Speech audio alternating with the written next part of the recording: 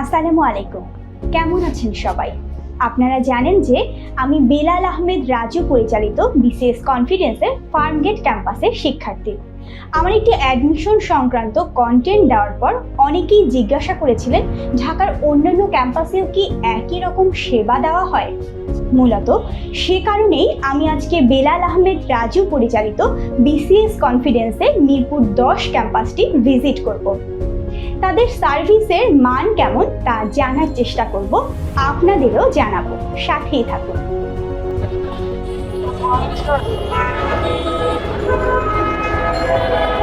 এটি হচ্ছে মিরপুর 10-এর সবচেয়ে পরিচিত জায়গা, মিরপুর 10 নাম্বার গোল চত্বর। আর এই গোল চত্বর থেকে কাজী পাড়ার থেকে মেইন রোড, আর এই মেইন রোড থেকে হাতের পশ্চিম পাশেই হচ্ছে ফলপট্টির গলি। এই ফলপট্টির গলিতে বেলাল আহমেদ রাজু পরিচালিত বিসিএস কনফিডেন্স। চাঁদ ম্যানশনের বিকাশ কাস্টমার কেয়ারের দ্বিতীয় তলায় অবস্থিত বিসিএস কনফিডেন্স।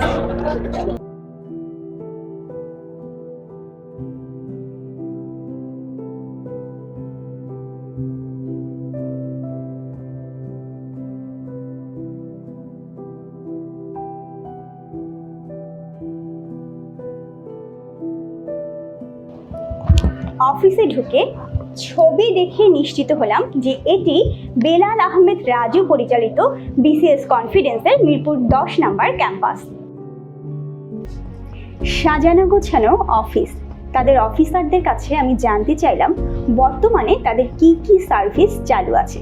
তাদের মধ্য থেকে একজন আমাকে জানালেন, আমাদের বর্তমানে 45তম বিসিএস ভাইভা কোর্সে আমরা ভর্তি নিচ্ছি, আর 46তম বিসিএস লিখিত পরীক্ষা ব্যাচে ভর্তি নিচ্ছি।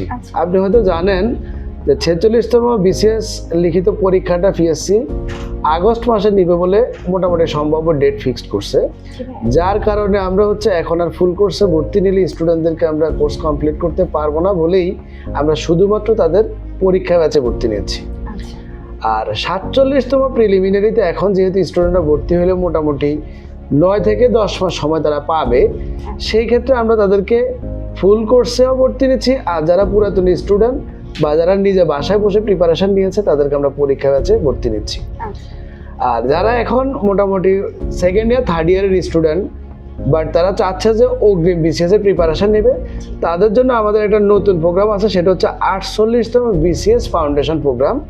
যে প্রোগ্রামটাতে ভর্তি হলে তারা 47 প্রিলিমিনারি টোটাল প্যাকেজটা ফ্রি পাবে।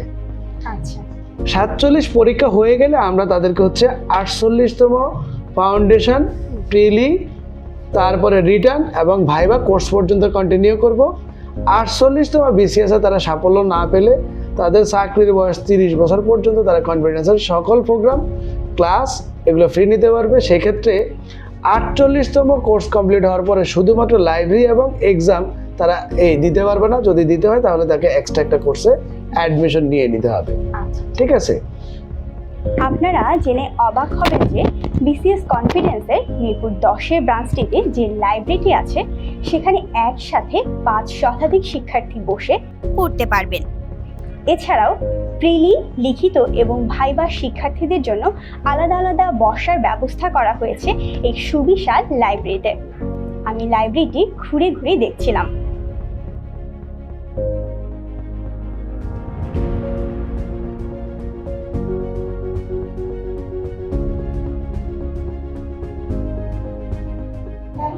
সারা দেশে বেলাল আহমেদ রাজু পরিচালিত বিসিএস কনফিডেন্সের শাখা রয়েছে 29টি।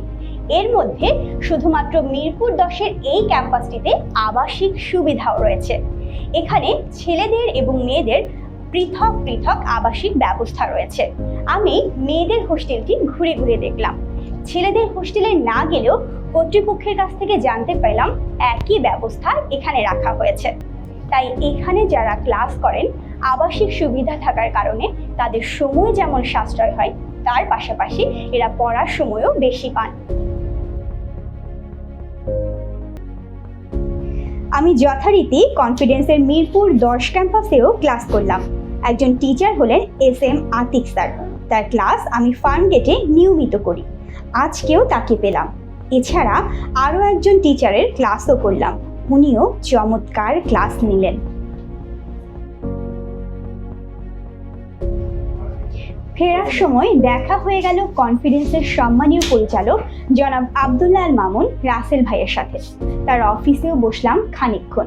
হাস্যোজ্জ্বল বিনয়ী মানুষটি চা নাস্তাও খাওয়ালেন। কথা প্রসঙ্গে জানতে চাইলাম কনফিডেন্স কেন সেরা, আর মিরপুর 10 ক্যাম্পাসটি কেন অনন্য। তো উত্তরে তিনি বলেছিলেন, আসসালামু আলাইকুম। আমি মিরপুর ব্রাঞ্চের দায়িত্ব নিয়ে হচ্ছে 2013 সালের মার্চের 28 তারিখ, 33তম বিসিএসের সময়। তারপরে 34তম প্রিলিমিনারি 1-1.5 মাস আগে। তার আগে আমাদের মিরপুর ব্রাঞ্চের ক্যাডারের সংখ্যা খুবই কম ছিল।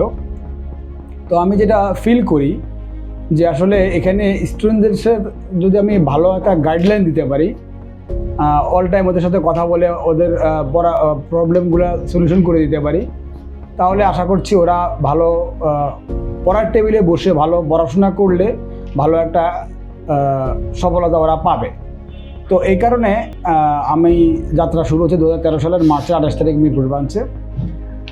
35তম বিসিএসে মোটামুটি আমি একটা 34-এর পরে 35-এ আমি একটা ভালো একটা বিপ্লব গড়াতে পারি। যে আমার প্ল্যান অনুযায়ী আমি চেষ্টা করি যে ওদের সাথে একদম ওতপ্রোতভাবে মিশে কীভাবে ওদের কাছ থেকে ভালো জিনিসটা আদায় করা যায়। তো সেই প্রেক্ষিতে আমি কাজ শুরু করি। তারপর আমার কাছে মনে হয় এখানে ইউনিক কিছু জিনিস চালু করা উচিত। তারপর থেকে যখন আমাদের লাইব্রেরি কনসেপ্টটা আসলো, রাজু স্যার যখন লাইব্রেরি কনসেপ্টটা নিয়ে আসলো, তারপরে আমি মিরপুরে কনফিডেন্সের সকল ব্রাঞ্চের তুলনায় মিরপুরে আমি সবচেয়ে বড় লাইব্রেরি তৈরি করি। এবং এই লাইব্রেরির কারণে আমার মিরপুর ব্রাঞ্চে আমার 7000 স্কোয়ার ফিটের লাইব্রেরি, প্রিলি, রিটেন, ভাইবা আলাদা আলাদা লাইব্রেরি।